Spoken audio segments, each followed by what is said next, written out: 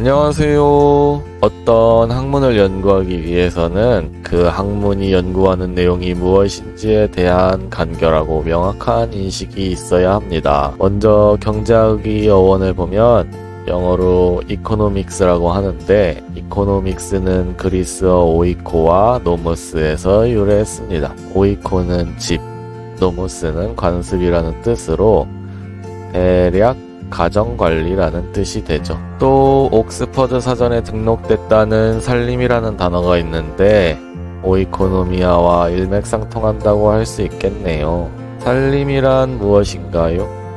사전적 정의는 집안을 일으켜 살림이라는 뜻이 되지만 살림에는 다양한 실천적 정의가 내재되어 있습니다. 수입을 얻는 것도 살림이고 지출을 하는 것도 살림이며 집을 관리해 가치를 유지하는 것도 살림이고, 하다못해 빨래는 누가 하고 음식은 무엇을 먹을지 결정하는 것도 살림이라고 할 수 있습니다. 또 경제학은 한자로 날경, 건널 제자를 쓰는데, 이렇게 보면 도대체가 무슨 소린지 알 수 없지만 이는 경제가 경세재민의 줄임말이기 때문입니다.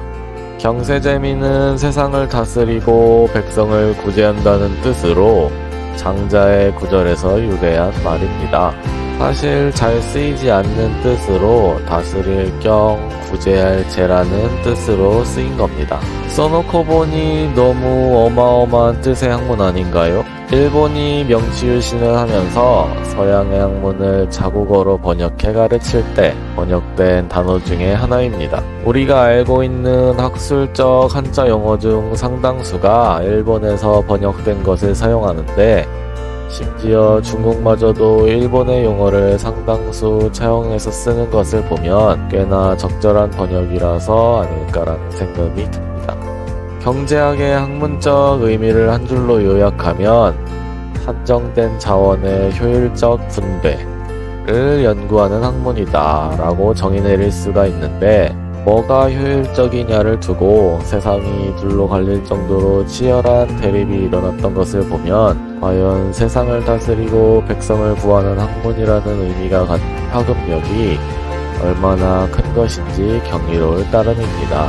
개인의 선택을 연구하는 분야와 사회의 결정을 연구하는 분야가 차이가 있지만, 법에서 자연인의 개념을 확장해서 법인이 되고 법적으로 동등한 권리를 인정받는 것처럼 사람의 연장, 확장의 개념에서 사회도 많은 선택을 해야 합니다.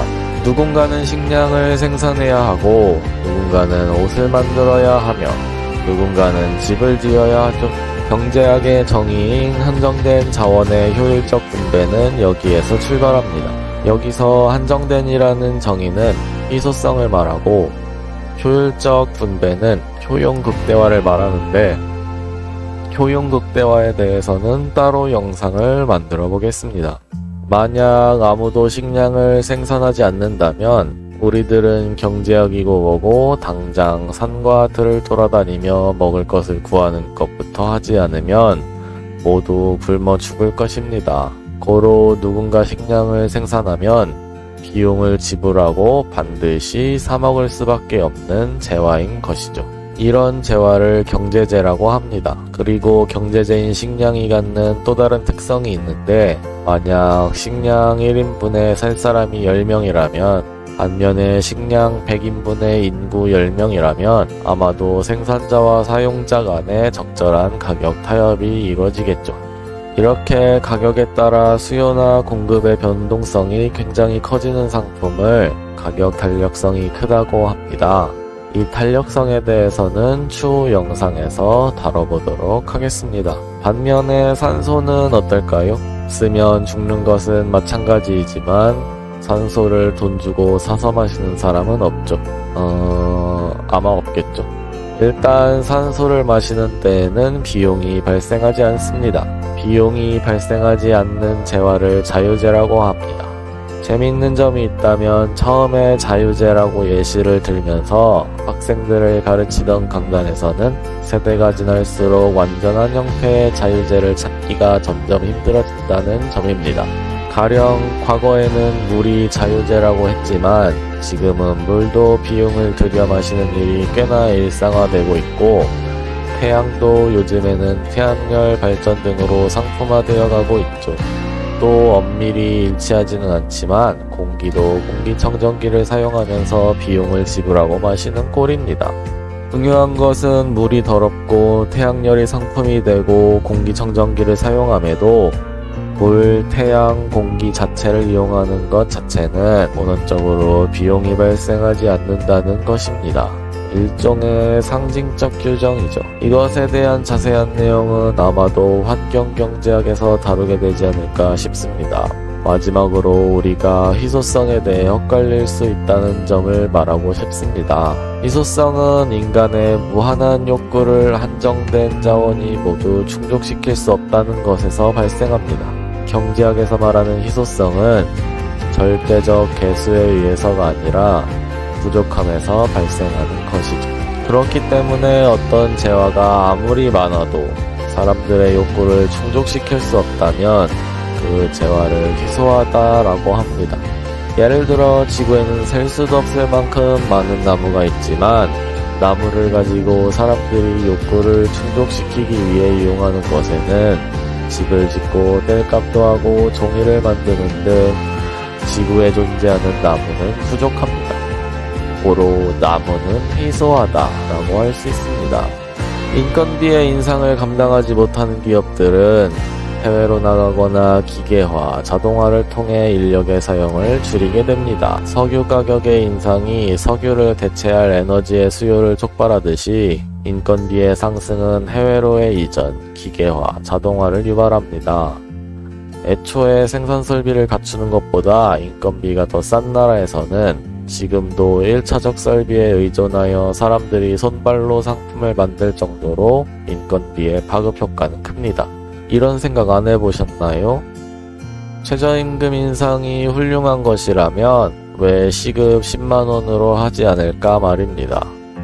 아무리 멍청한 사람이라도 시급을 10만원으로 인상하면 뭔가 이상하다는 생각을 할 수 있겠죠. 그 생각을 조금 정밀히 가다듬으면 시급 만원도 마찬가지고, 더 나아가면 최저임금 자체에 대한 의문을 가질 수도 있습니다. 어떤 사회에서 최저임금이 영향을 미치는 범위는 보통 소득 하위 계층과 많아봐야 차상위 계층인데, 한국의 최저임금은 이미 중위소 영향력을 미칠 정도로 큰 문제입니다. 이미 국민의 절반 정도가 최저임금의 영향하에 놓여 있다는 것인데, 더 큰 문제는 이렇게 높은 최저임금은 못 가진 자들의 싸움일 뿐이라는 겁니다. 오래전부터 대기업들은 스스로 최저임금보다 높은 임금을 노동자에게 지급했습니다. 노동자들의 생산성이 높아지고 또 고급 인력이 점점 전문화되면서 이들에게 낮은 임금을 주면 다른 기업으로 이직해 기술이나 숙련도를 제공할 위험이 있기 때문이죠. 즉, 최저임금이 없어도 기업들은 기술 경쟁 하에 스스로 임금을 높여가고 있습니다. 다시 말하자면 애초에 대기업들은 최저임금 지급 대상에 포함되지도 않는다는 점입니다. 중소기업이나 소상공인들이 최저임금 선에서 임금을 지급하는 주체인데, 중소기업이 왜 중소기업이고 소상공인이 왜 소상공인이겠습니까? 돈을 별로 못 버니까요. 결국에는 못 가진 자들의 싸움이며, 특히 중소기업의 성공 가능성을 낮추는 지대한 요인으로 작용합니다. 그렇다면 이 문제를 어떻게 해결할 수 있을까요? 그것은 마지막 5부에서 다루도록 하겠습니다. 시청해주신 여러분 감사드리고, 나가시기 전에 구독, 좋아요, 알림 설정까지 부탁드려요. 그럼 안녕.